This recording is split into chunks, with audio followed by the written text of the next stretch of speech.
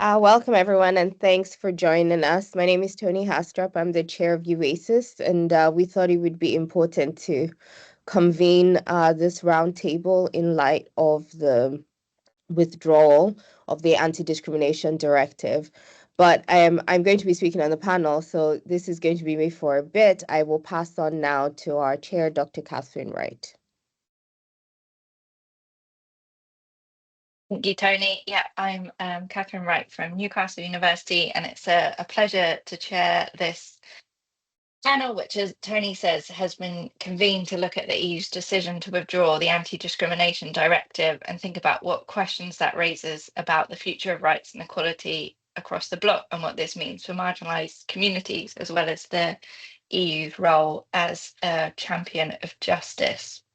So I'll briefly introduce our panel, and then I have a question for each of the panel to answer. They'll have 5 to 7 minutes to do so, and then hopefully we'll have some time for questions. So on the panel we have Professor Roberta Garina, who is a professor of politics from Bristol University.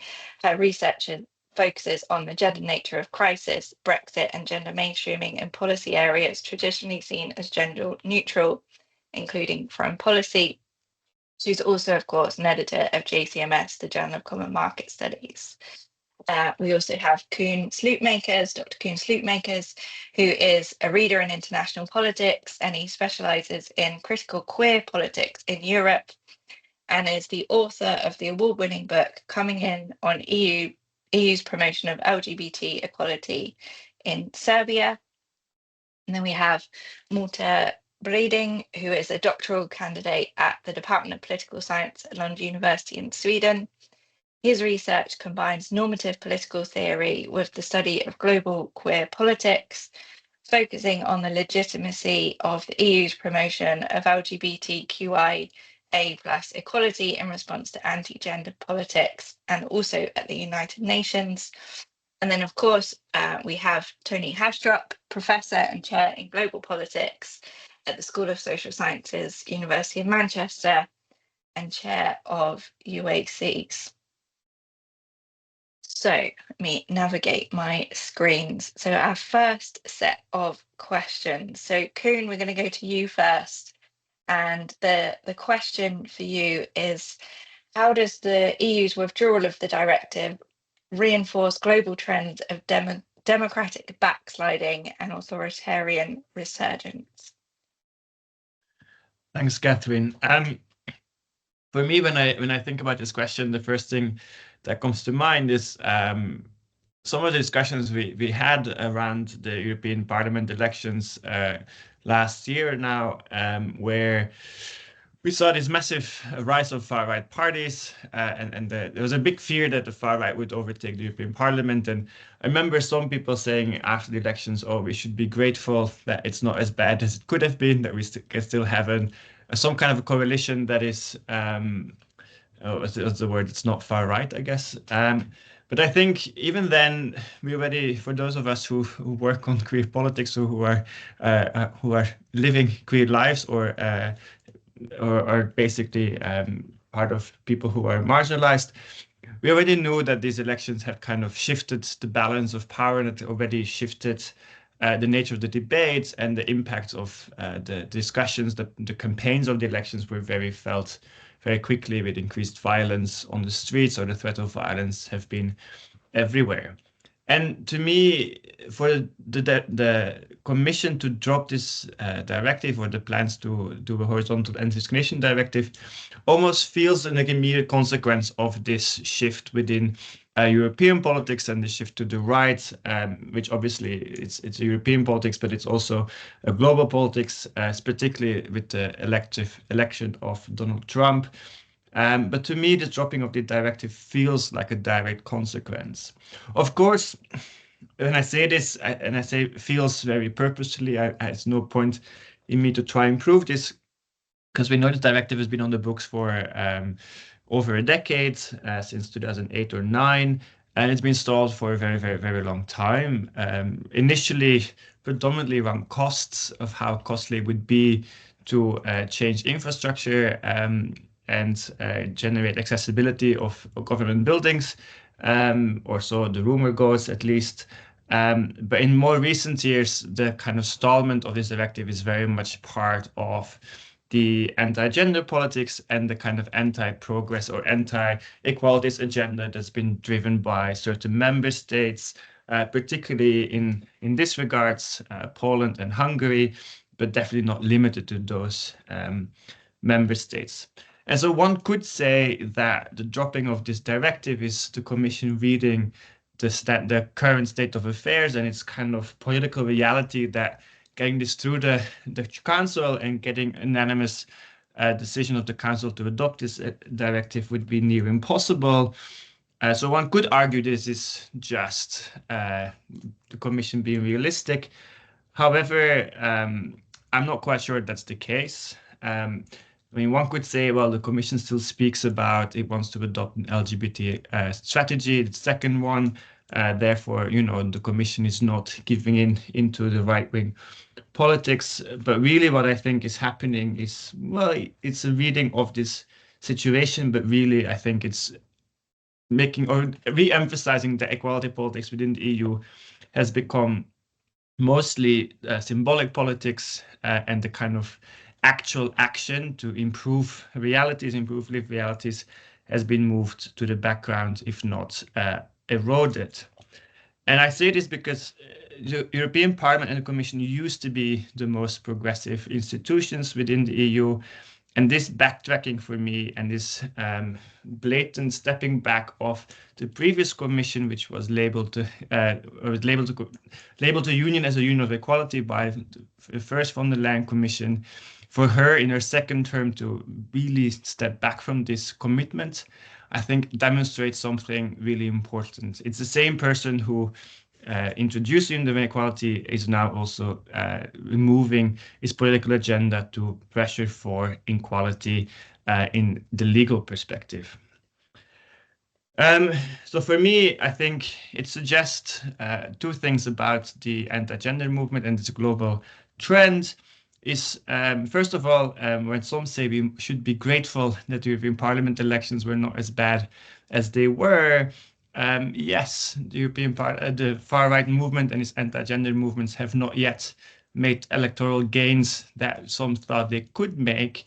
But to me, what is very clear is that they've been very successful in setting the debate, and not just the content of debate, but most of all, they have been able to set the terms of the debate. How are we engaging discussions on equality? How are we engaging discussions of gender equality, LGBT equality? And this discursive battle around equality to me seems very much tipping in favor of the anti-rights movement and anti-gender movement. And thus, particularly if you put it into context with the current actions of Donald Trump and his active erosion of any equality directives, it feels to me that the EU, which used to be a bastion of equality, now also taking a step back, feels like the potential allies for progressive movements seems to be eroding. I know it's not a very pleasant kind of outlook, but it seems to me the most realistic one, and perhaps I'm prefer to be more pessimistic, be too pleasantly surprised down the line. But the Commission has not really been too active beyond symbolic narratives that I think this dropping really cements that kind of narrative and has given the ball in, or has put the ball in the courts of anti-gender movements more so than it has into supporting equality. And I'll leave it at that.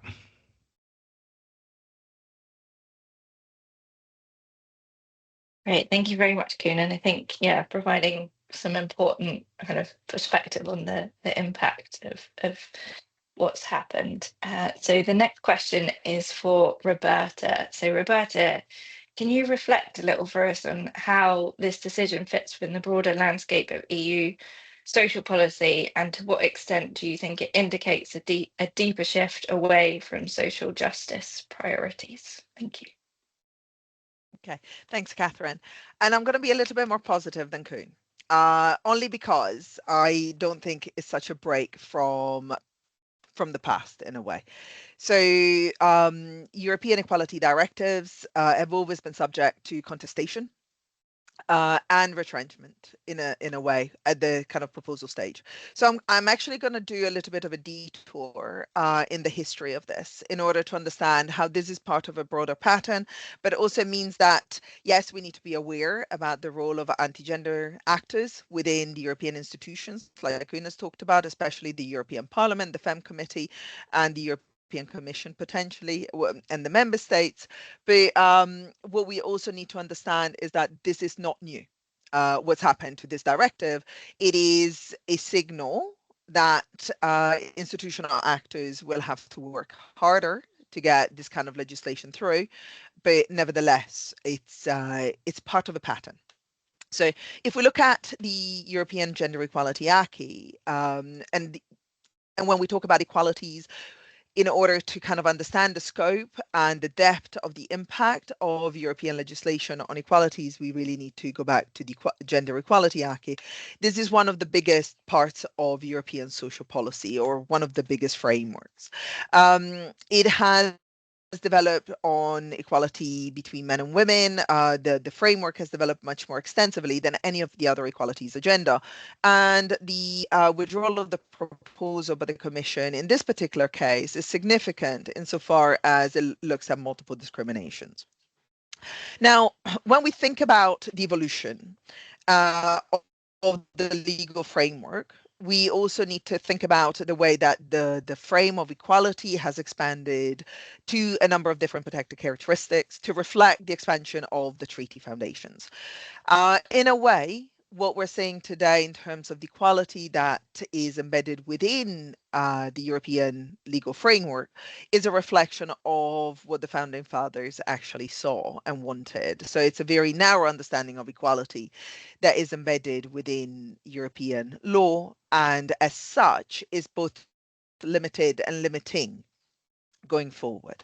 A couple of key points in relations to this. The first one is worth remembering that much of the development of equality provisions at the European level are the result of a negative form of discrimination integration, insofar as they were embedded so to allow for greater functioning of the single market.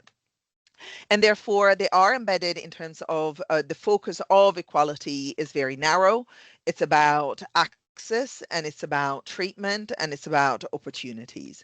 Over time, especially when it comes to gender equality, much of the discussion has focused on, well, much of the discussions and the paperwork that has stemmed from the European institutions has used the concepts of gender and women interchangeably. So gender equality and equality between women and men have always often been used interchangeably, which also leads to some of the problems that equality actors within the institutions are facing today. And then the second point that is really important to remember is the fact that opposition to equality based on market forces or the cost associated with promoting equality is nothing new.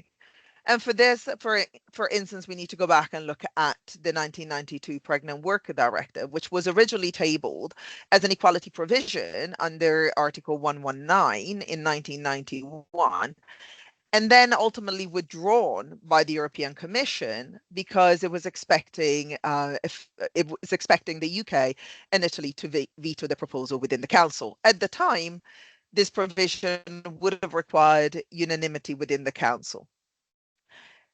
Well, what happened after that allows us to actually understand the role of the Commission as a policy entrepreneur, but also the role of Democrats working within institutions.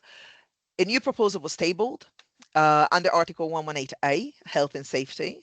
It was a revised proposal. It was a watered down proposal, but nevertheless one that only required qualified majority voting to pass through the Council, which it then did.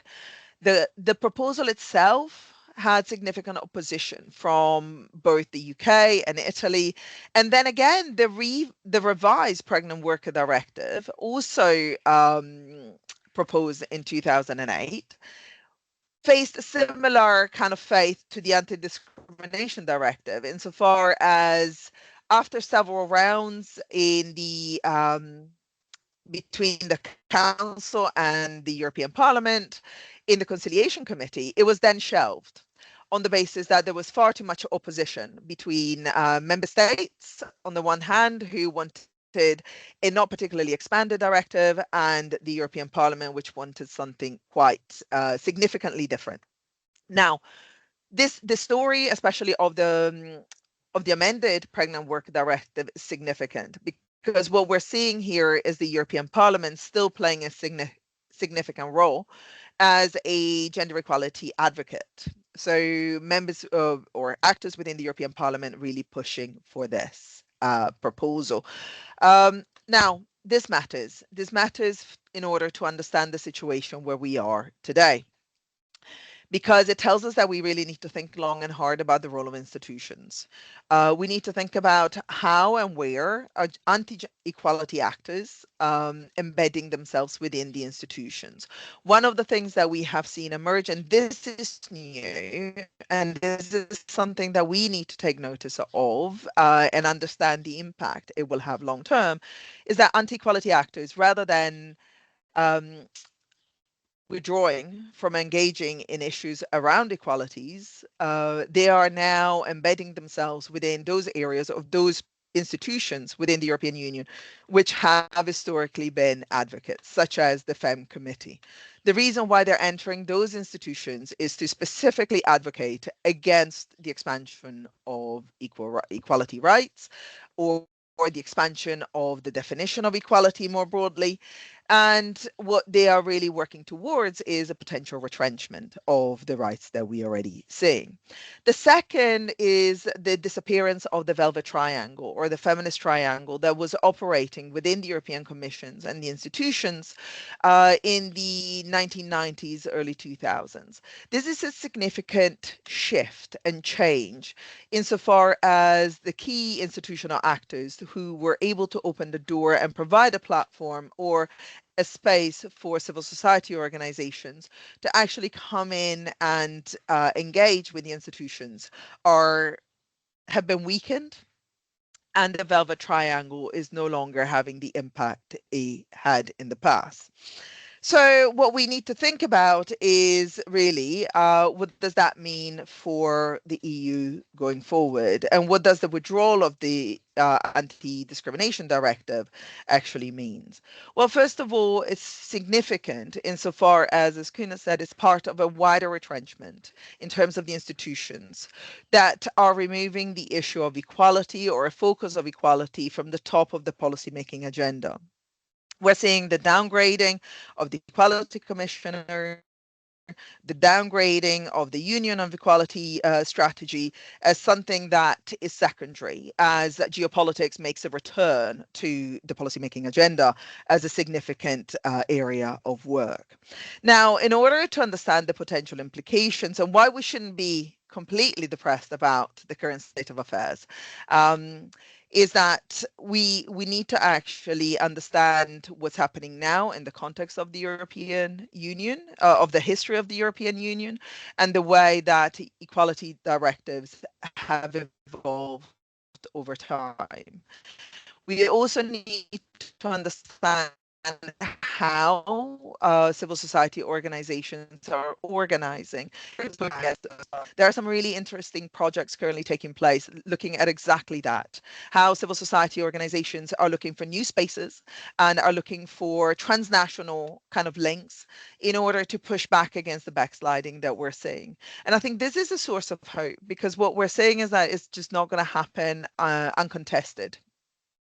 And it remains to be seen whether or not a revised anti-discrimination directive might come back to the floor.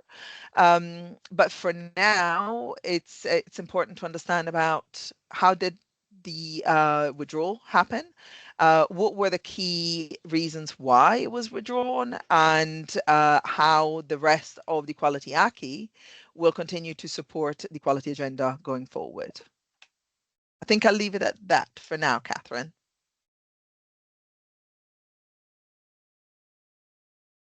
Brilliant. Thanks so much, Roberta. And I think putting an important light on kind of the role of institutions and trying to understand what's happening and thinking about where anti-equality actors are acting and how they're engaging differently, and also how civil society can engage.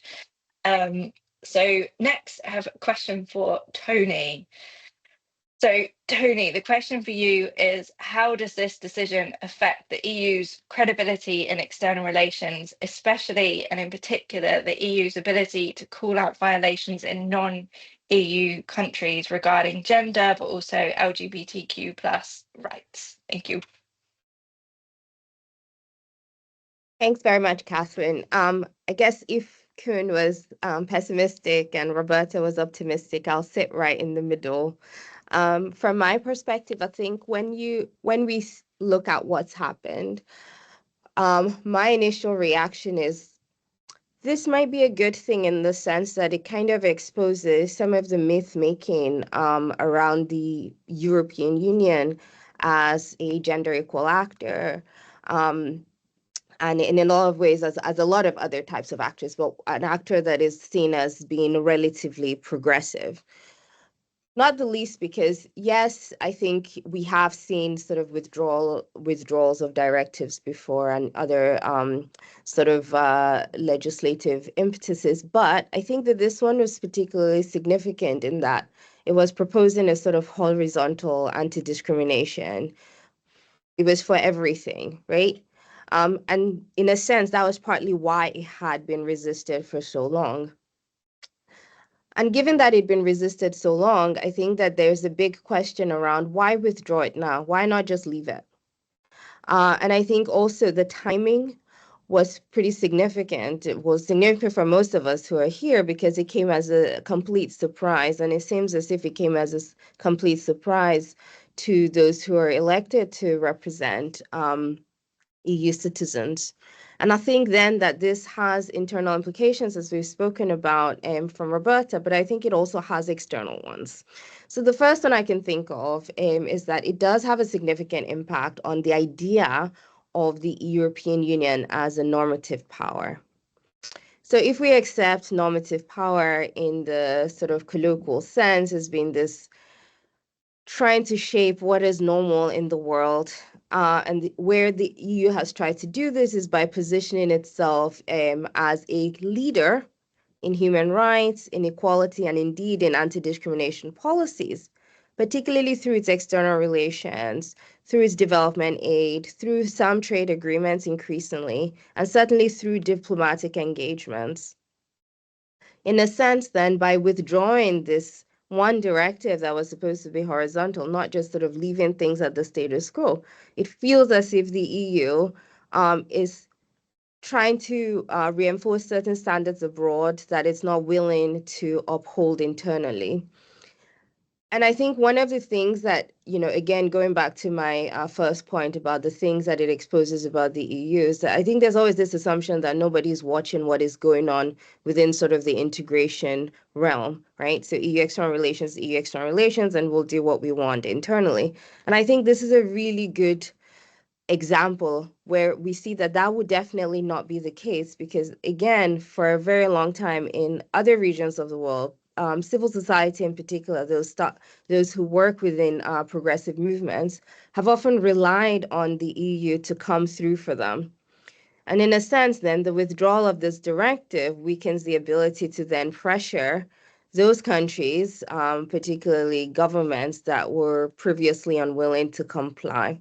And again, this perhaps feeds into the idea of conditionalities, which we usually see in development aid. So the EU often, in the context of its trade agreements and development programming, includes issues around anti-discrimination, whether it's human rights or gender equality, as a key standard, dependent on whether it does business externally. And this has often actually been a critique of the EU, that it keeps insisting on the standards.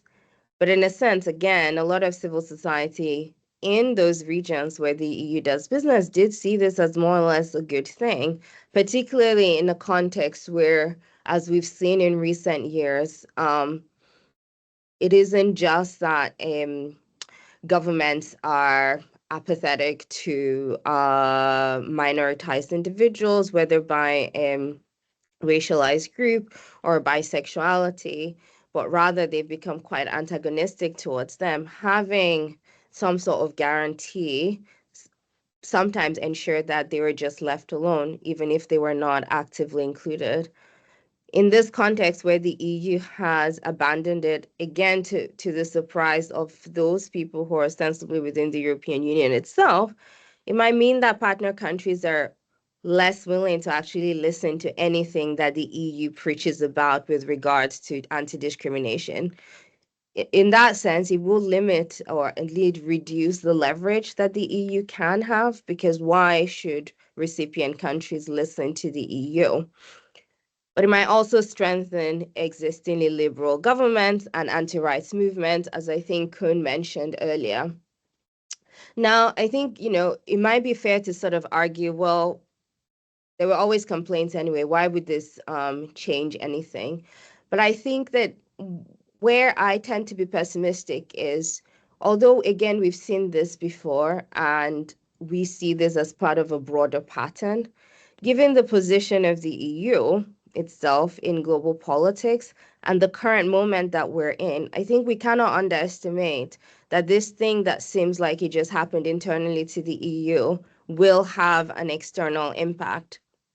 Certainly, I think we'll start to, as it's already the case that among certain member states who've not wanted this for a very long time, not just using the affordability argument, that they will see it as a way, whether it's in their own internal policies, but also in their own foreign policies, they will see it as a way to sort of further reinforce some of the decisions that they've taken recently. So we know member states like the Netherlands are already rolling back and very explicitly on commitments that they've made to these areas of horizontal anti-discrimination. And it's not just the Netherlands, even when, of course, there are some other countries that are ramping this up. But I think, in a sense, this further sends a signal that even in external relations, it's all right to go back on those things that the EU is previously known for, that certain member states are known for. But it also means that there will be less material support for those different areas of work, which, again, for anyone paying attention to international politics, this is not particularly surprising. But I do think it sort of begs the question, what will happen next? And I think this is where, again, I will echo the point that has been made by others, that I think this failure it's not even a failure to adopt per se, because, again, it's kind of been in limbo for a really long time. And in a sense, to my mind, that would have been a preferable status quo, because in that sense, the leadership of the commission could always claim, well, we just don't have consensus yet. And there is this sort of hope that there is an aspiration for horizontal anti-discrimination. But in actually removing it, you're saying that this is not a priority. But the implications are not just internal, and this is my point, that, this provides a justification, not just for what happens within the European Union, but what happens at member state level, and indeed what happens in both the EU's external relations as well as a member state's external relations. And actually, beyond simply talking about this theoretically and sort of looking at the history, it has real life consequences for real people's lives. And I think this is one of the things that I'm constantly reflecting on. In a lot of European countries, and a lot of EU member state countries, there are domestic protections that might mean that, the removal of this directive doesn't hit immediately, or maybe not at all. Maybe there will be a sort of galvanizing internally that ensures that what's happened now, since it wasn't a law anyway, that what is already there is enough. Well, we cannot assume those levels of guarantees in the context of external relations, and there is no stare, for example, that what this removal would mean in terms of what the EU does externally, beyond some of what we already know, which is that the EU is increasingly moving towards more militarization, more neoliberalism, which historically hasn't really allowed for the sort of transformative potential that the horizontal anti-discrimination directive could have brought. And its withdrawal would sort of signal that it is no longer a priority. So I think in general, beyond those practical implications, I do think in terms of perception, it really risks diminishing, I think, where the EU has tended to have a soft power influence, and that much more so than sort of simply thinking of it as an integration issue, that is just as much as an external relations issue. And I'll stop there. Thank you, Catherine.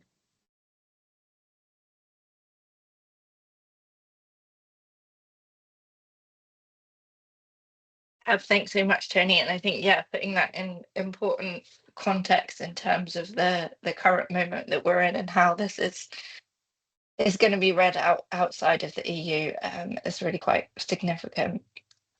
So, Malta, my question for you is, what role can activists and decision makers play in ensuring that LGBTQ plus rights are not further eroded in the EU's future policy directions?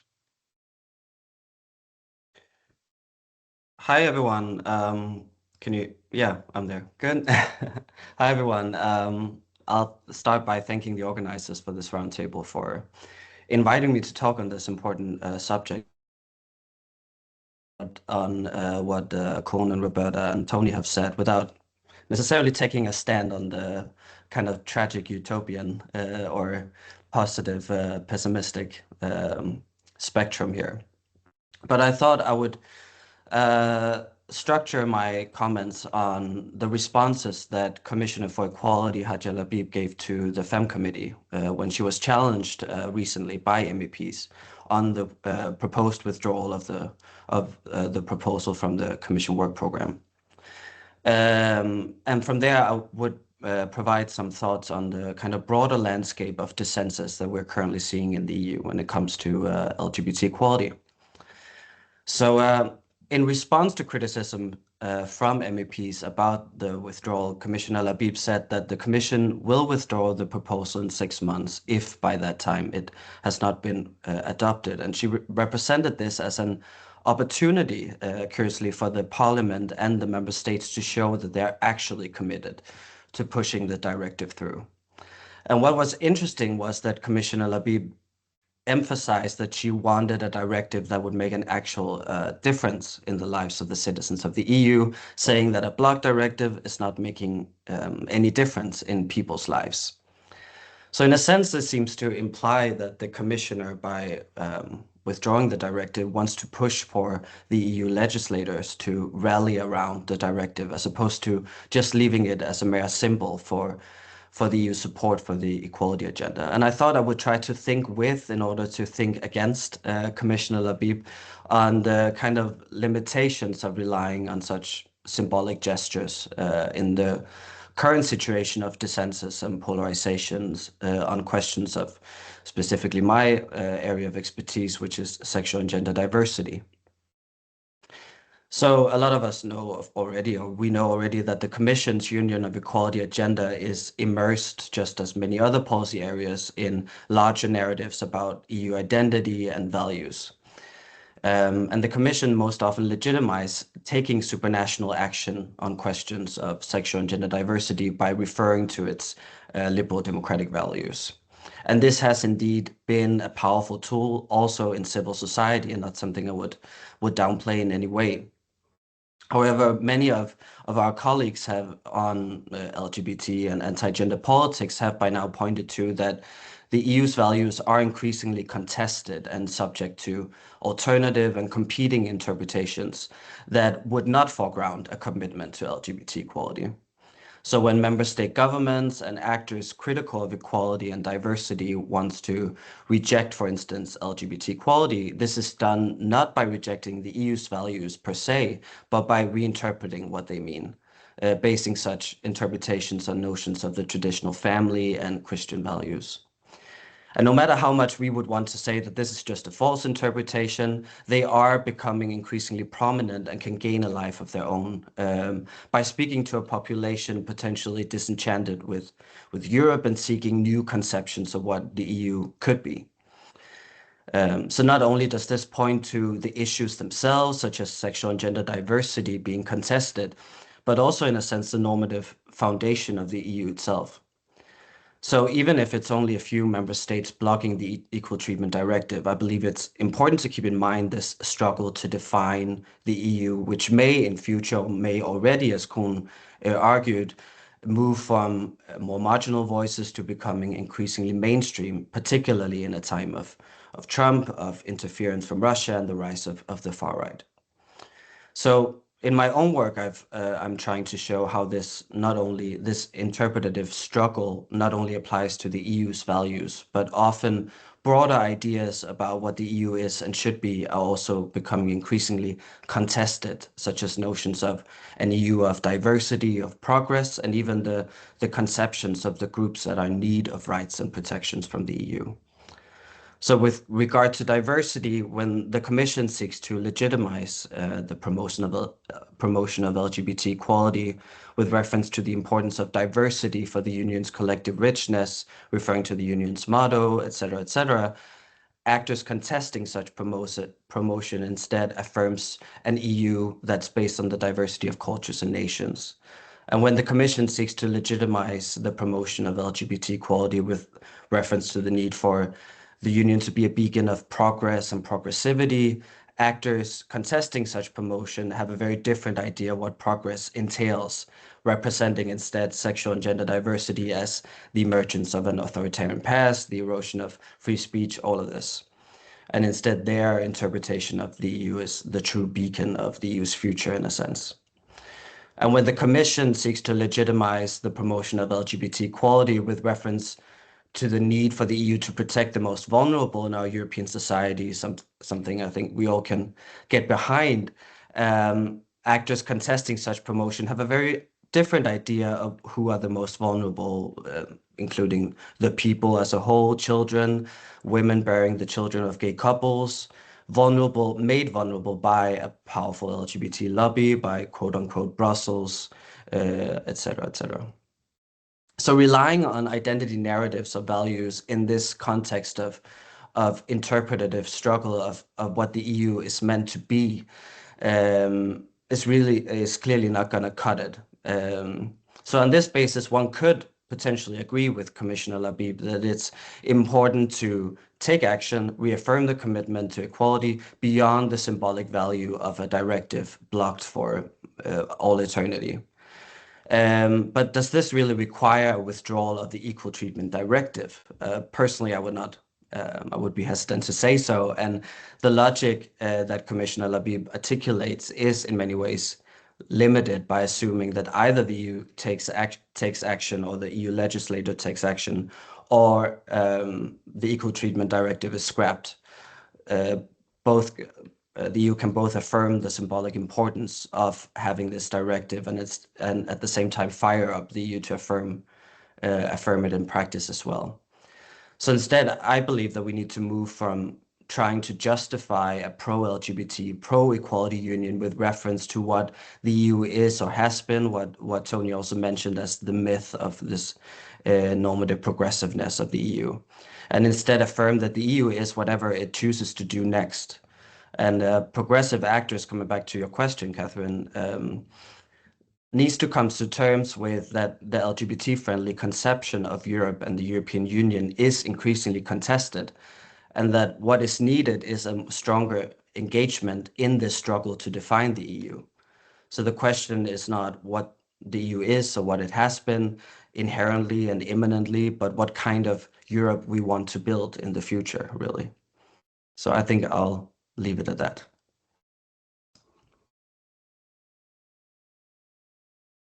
Thank you so much, Monty. So I'll try and summarize what our speakers have kind of contributed here in examining the implication of the EU's withdrawal of the directive. So Kuhn started us off by discussing how this decision has reinforced global trends of democratic backsliding and strengthened already regressive anti-rights governments.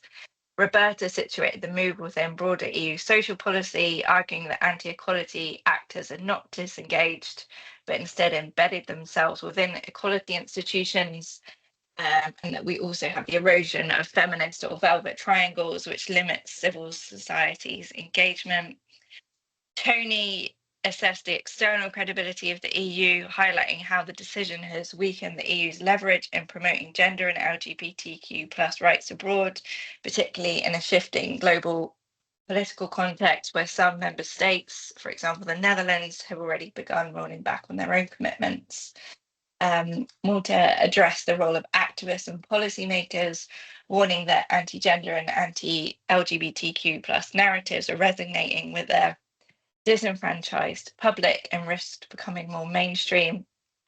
This not only challenging the EU's normative foundations, but also its kind of identity as a progressive and diverse institution. And then kind of listening to all of you and, you know, the optimism, pessimism, and something in between. I remember Cynthia Enloe saying at some other depressing point in the not too distant past that we had to have some kind of hold on to some type of hope when these things happened. And to have hope, we not only need to understand what is happening, but also we need to understand how to organize to kind of prevent further backsliding or to push back on what's happening. So I guess the next set of questions I have for the panel to think about. So the first one is, are there mechanisms within EU law or national frameworks that could mitigate some of the fallout of this withdrawal? And I guess the other broader question is, what lessons can we draw from other regions facing similar rollbacks on rights? And what strategies have we seen that have proven effective in countering such trends? Who would like to take that first?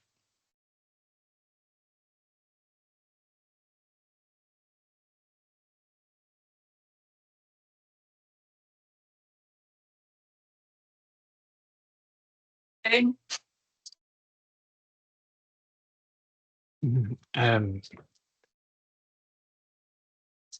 I can try. These are not easy questions, Catherine. And for someone who usually leans towards the pessimism side in thinking about the EU, it's hard to think about hope. Although I mean, there are a couple of things that are happening in parallel, and I think obviously just as Roberta and Tony said, like the timing of this dropping has been quite surprising, but equally the contestation is not so much. But I think at the same time as this happens, we also have the court case, the Commission's court case against Hungary, that about its about many things, but one of the big things is that it's actually suing Hungary for failing to uphold the fundamental rights that are enshrined within the treaty in Article 2. And so we have this kind of legal pathway in which the Commission has tried to sort, I guess, define the EU's values more inherently or less ambiguously than previously done. And we know that in past, and here I'm probably going to channel a bit my inner Roberta, is we know that the EU, when they're making directive proposals, the Council has often left some language quite vague to leave it to the ECJ to then actually interpret those values. And so I think, you know, I'm thinking, for example, about the Common case, which was a case about freedom of movement for same-sex partnerships, where in the directive, freedom of movement directive, it says a spouse, and that was left purposely undefined. And this opened then the pathway for a gay couple to take their case all the way to ECJ to actually have the ECJ ruling that spouse includes same-sex partners, which obviously is the first time the EU suddenly starts intervening into matters of family law, which is usually outside the EU competences. So I think even though I'm very skeptical about the outcome of this case, or let me rephrase that, I'm very nervous about the outcome of this case, and I'm a bit nervous about the changed political climate in which this case now is being presented or is being considered. That there are two outcomes there. Either it will reaffirm and consolidate the secondary nature of fundamental rights against issues such as the single market or the wider political climate. But if we are hopeful and if we are taking a more, I guess, positive light on these things, there is the opportunity and the potential for ECJ to take a political stance and actually have a ruling that would give us a little bit more stability into this realm where those contested norms, as Malte also discussed, are somewhat more enshrined by the case law. So I think there is, we know there is from elsewhere, we've seen this move towards more legal actions to advance progress when there is politically not much to do. We've seen this, this again, like same-sex marriage in the US is purposely being done through the court system rather than the political structures, because that was deemed the way through which you would actually pass or become to be. So I think if we look at lessons learned, there is something there to try and use the legal route rather than political route. Obviously, there are quite big differences to those legal structures, but I think there's something there that we can potentially be hopeful for. I'm also quite hopeful that there is quite a bit of like bottom-up contestation and rethinking, and I think if I look, for example, at the LGBT movement, I think it comes as a wake-up call to kind of reconsider how he does his activism. I think the umbrella organizations within the European Union have been very reliant and very, I wouldn't say complacent, but they've been very, they've been in a lucky position to be a preferred partner of the EU institution for a very long time. And I think this is forcing them to reconsider how they are doing their activism and how they're engaging the Commission. I think such a reconsidering, I think it can help us to step out of the debate. And I think it's forcing us to rethink how do we engage this contestation to set our own rules of engagement rather than follow suit on those that are forced upon us. And so I see a lot of actually potential to go there, but as you said, Catherine, it requires us first to see what is happening. We need to first see the trap that's been set for us and how the debate has been shaped to us so that we can then step out of it and reshape it in ways that aligns with us, whilst working all the different avenues we have available to try and at least maintain our current standards, if not push them through the more judicial or kind of different alternative routes. And I think I'll leave it there as my initial reflections. Thank you, Koen. Now, before I see if anyone else wants to come in, just for those in the audience, there's a Q&A button or also a chat button. So if you'd like to post any questions you have for the panel, then please do so and I'll keep an eye on it. But would any of our other panelists like to come in on that question of how we kind of push back at this point and what lessons we might learn from elsewhere? I could give I'm some happy to comments. jump in, Catherine. Oh, you go ahead, Malte. Okay. Malte, and then we'll come to you, Roberta. I'm not sure if it really answers your question, but I would point to some examples from work I've done also on, and others have done on, kind of promotion of human rights by the EU at the UN. And here we're seeing this kind of imperative that the Union needs to speak and act as one in order to have this kind of leverage, this kind of credibility that Tony talked about. And while I'm not necessarily contesting that, but I also think that we need to take into account the kind of value that incoherence can bring about, because often the imperative by the EU to be united in this way can also lead to lowest common denominator politics. And we've also seen members of the European Parliament arguing that, well, if this proposal is being withdrawn, then we need a new proposal, and this might even, through contestation, through the active engagement and struggle that Kohn talks about from civil society, might even go beyond the proposal as it looks now.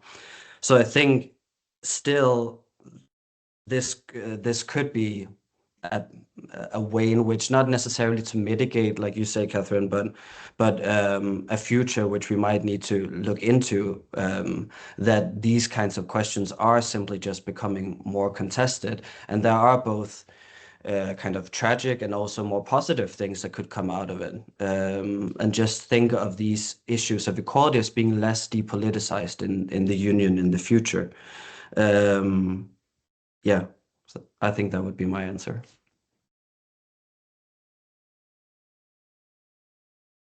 Thank you. And Roberta.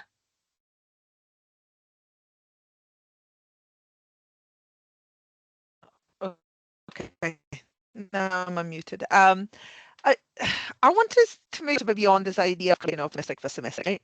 We're just kind of looking at this beast as it is at this present moment, and I think it's important to actually contextualize it, and the kind of, so that we understand how the challenges currently being faced by the equality agenda are both similar and different from what we've seen in the past, right? And that also can open a space for equality actors, that includes civil society organizations, to contest and to oppose some of the changes that we're seeing happen in the institutions.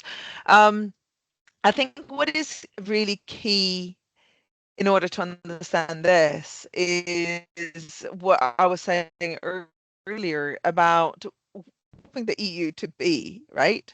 In a way, the kind of pessimism stems from the fact that we might have also bought into some of the rhetoric, despite the fact that we are criticizing it, the EU, for pushing forward this kind of ideal or kind of framing of itself as an equality actor, as a norm entrepreneur, right?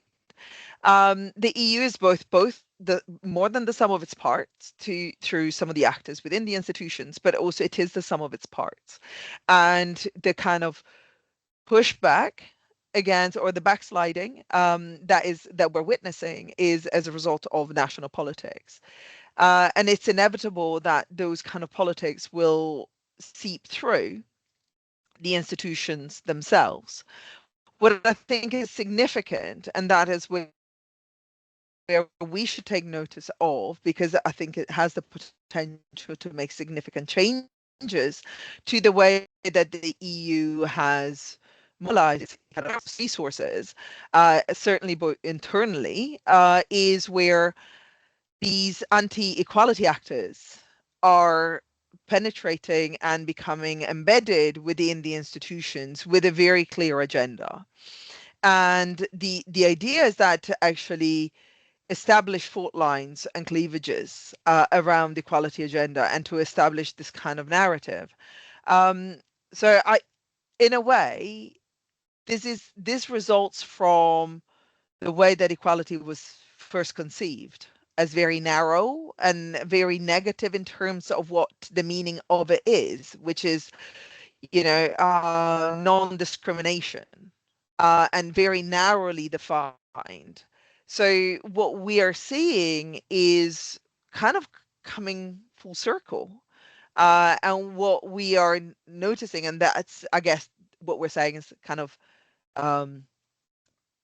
negative, well, the kind of negative kind of emotions that are triggered by this, is that we wish it would have done more. There was a moment of hope about 4 years ago, but perhaps we were too optimistic then. Because what this moment is highlighting is that the rights that we're talking about here, A, are always political. They're not just being politicized, they're always political. And B, they're constantly contested, right? They're always subject to contestation.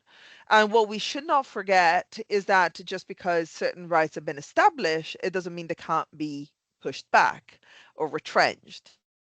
So this is the moment in which actually the civil society organizations need to use the platforms provided to them in order to push back against this kind of backsliding. And many of them are doing that. which is also part of what the European Union is, right? Is the kind of the broader ecosystem of civil society organizations that can use the institutions and can use Brussels as an additional place to lobby, especially when things are not particularly progressive within their own member states.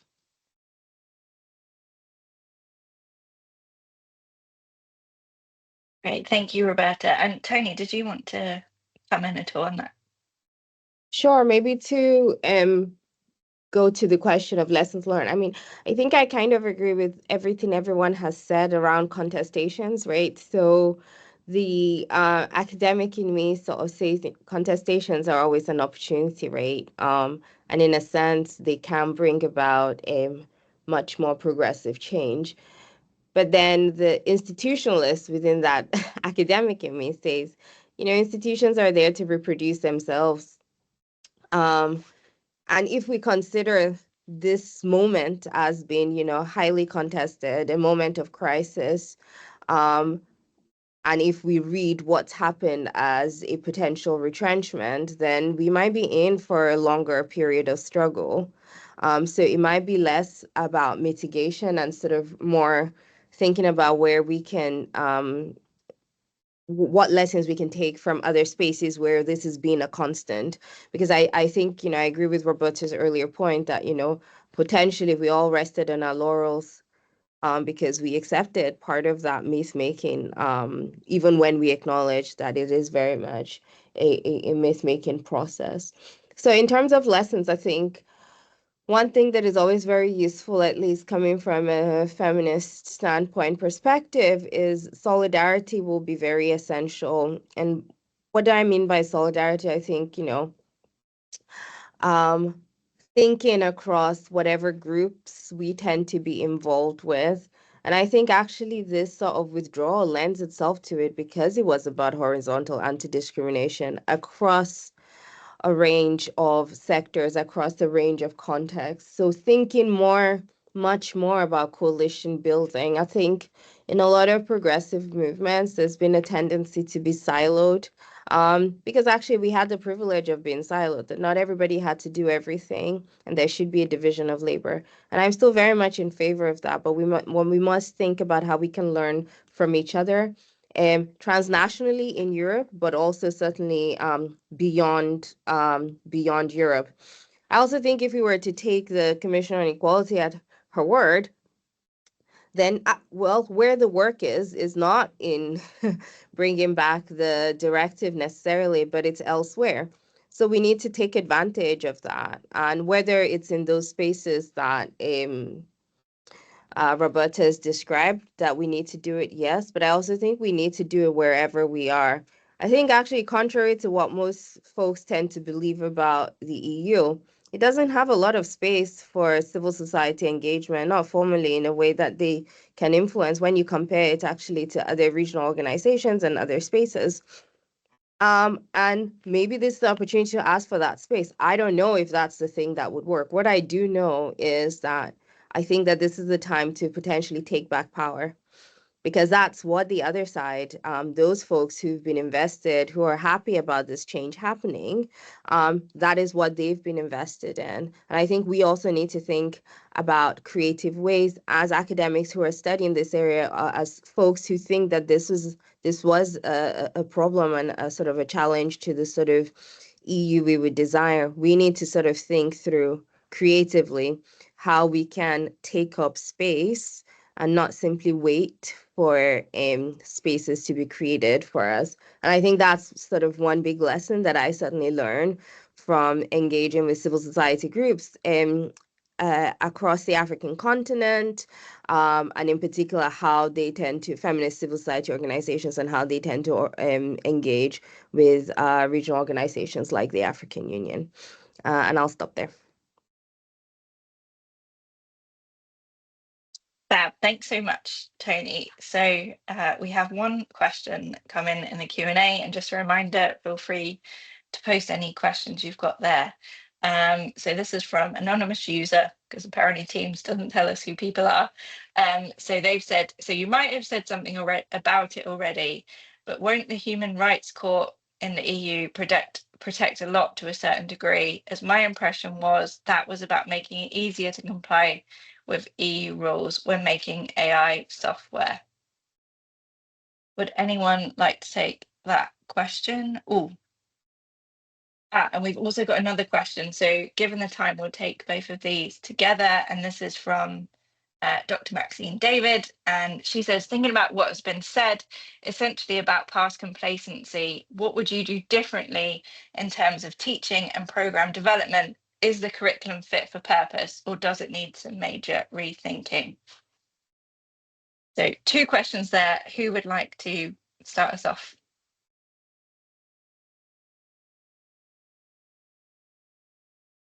I'm happy to start, and I'll take both of them together. I think, yes, the curriculum really does need to be redesigned in the way that we think about both European politics and the EU, but also the way that we teach about regional organizations, the difference between different courts, and the difference between different actors. So this, I think we used to do this in the UK, different outside of the UK. But what I certainly have seen is a move away from actually teaching the grammar of European institutions as a way to actually understand European politics. And I think all of this needs to actually come back to the forefront. Far too many times, people talk about the EU, the UN, the Council of Europe, without actually understanding how the constituent parts operate.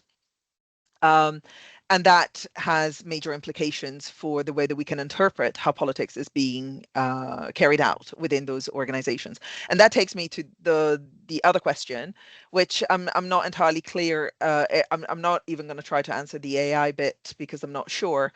But I also think it's important, and this links to the previous comment that I made, that there is a difference between the Permanent Court of Human Rights, which is situated within the Council of Europe, and the Court of Justice of the EU, which is the European Union institutions. They function differently. They also have different kind of provisions that touch them, and therefore have different competencies. And I think it's really important to actually make sure that we don't overlay them. So if you're asking about the relationship between these two courts, this is something that has been navigated with some degree of difficulty over the last 50 years, but it's nothing new. I can also add a bit, just in response to the first question about the Human Rights Court. Even if we consider the Commission referring Hungary, for example, to the European Court of Justice, this was the first time that the Europeans' values in Article 2 of the treaties have been used or leveraged in a legal case, and we're still waiting for the outcome of that. So we really don't know at this point how effective leveraging human rights or values or these kind of things are in protecting the standards of equality in member states. So it's really, I think it's we'll have to see in the future, and also, of course, taking into account what Koen mentioned, that there's a change of political scenery, and to what extent is the court's decisions being shaped by those will be important to keep in mind in the future. I can also say something on both, I think. To just add just quickly on what Malte says as well, I think there's a competencies model that's happening in the sense that, the fundamental rights are mostly enshrined within the Fundamental Rights Charter by the EU, which since Lisbon has been given the same status as the treaties, but only insofar it applies to the EU institutions and the EU's actions. And it only applies to member states when they are implementing EU law. So, and that's where the trickiness comes, and that's where my nervousness comes of how far the impact, and it might recreate this kind of hierarchies of competencies and kind of standards of what the EU is about. So I'm a bit uncertain there. And then obviously you have the EU is trying to accede to the European Convention for Human Rights, which is an ongoing process. Who knows where it's going? But I think even if you take into considerations the European Court of Human Rights from the Council of Europe, it can make a lot of judgments, but it can't be enforced. So there's a lot of symbolism there by they have so many judgments that are protecting fundamental rights, yet they are being disregarded by member states, left, right, and center. I think almost all member states have disregarded at least one of the judgments, if not more. So there is always this kind of difficulty of enforcement happening. And then when it comes to Maxine's point about the curriculum, I think that's a very poignant question, and I agree with everything Roberta said about how we teach the EU, but I think it even goes further. If you look at the threat of that higher education is facing today, and the kind of blatant attack on what we can and cannot teach at universities, and the kind of rebranding of higher education as something that must fit in the neoliberal logic, which is really to undermine our citizens' capacity to critical think. And I think this, to me, is where the really nooks and crooks come in. If we are eroding critical thinking in society, if we're eroding independent thinking in society, and if we're eroding creating this kind of citizens with the capacity to reflect, rethink, and kind of see through the forest through the trees, so to speak, then we can't create a society that's resilient to misinformation, that's resilient to the kind of tropes the far right uses to create and changes the political landscape. It makes everybody more suspect for the kind of moves that we're currently seeing, the kind of rhetoric and politics that we are currently facing. And I mean, Catherine wrote a brilliant piece about was it Catherine last week in the Times Higher Education, about showing how higher education is a cornerstone in our defense, and how we kind of create societal resilience and structures. And so, yes, I think we need a change in the curriculum, not just about the EU, but I think more broadly, really embracing the value of higher education, or education more broadly, not just as a socializing into productive citizens, but actually into critical citizens that then can keep governments to account and actually challenge and see inequalities when they happen, rather than being myopic in their intentions or in their actions. So yes, I think we need to change not just of curriculum, but of the higher education system altogether. But that's me being radical for a moment. Well, I'll go then.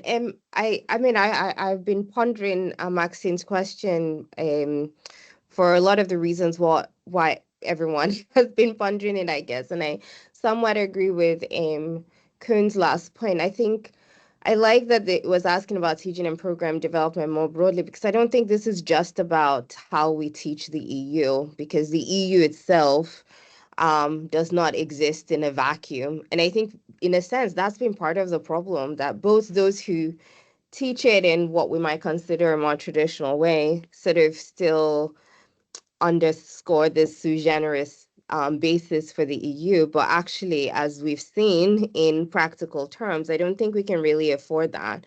And often, as someone who is also, I guess, somewhat situated in international studies, I often hear that international studies, at least in the ways of sort of thinking differently, is way ahead, even much more so than, say, political science, for example. And where those of us who teach European studies often sit at the intersection of whether it's law, human geography, political science, international studies. And so I think we can take lessons from other areas of work that maybe have experienced this for a bit longer, whether it's sort of gender studies who are, again, currently experiencing it.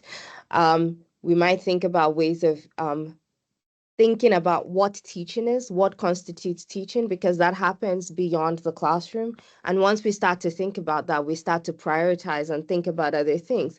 So I'm thinking, for example, right, about the threats that higher education is facing, and the fact that, well, actually, despite a lot of conversations that we end up having about it, there also seems to be complacency. So the complacency is not past, at least not in the hands of those who have power. It is very much present.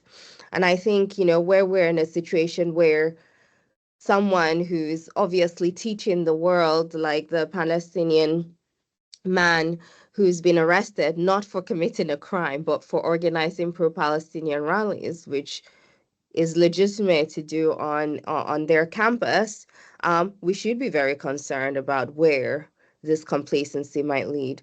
So sort of to answer the question directly, absolutely, we should think about what we do differently. What would I do differently? It's constantly engaging beyond my comfort zone, I guess I would say, sort of trying to learn from other areas of work and other colleagues. Certainly, I'm more keen on continuing professional development than I think I ever was beyond COVID times. Much more so now, because I think, beyond the area itself being under attack, the ways in which we're learning is also being under attack. But I think this is why spaces like this are very important, to sort of come together to think through how we can think differently about teaching, about research, and indeed our engagement with others outside of the academy. And I'll stop there. Great, thank you so much, Tony. So if we could get all the panelists on the screen. And then that pretty much brings us to time, I think. So it's been, I think, a really important discussion. And as Tony said, there's an important need, particularly at junctures such as this, to kind of claim this space and keep thinking about these difficult issues. There are no kind of easy answers here, but certainly kind of reflecting inwards on what we're doing and perhaps what we haven't done quite right in the past is really important.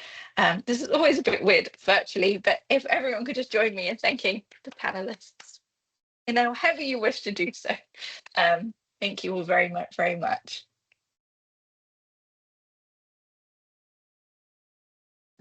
Thank you all for coming.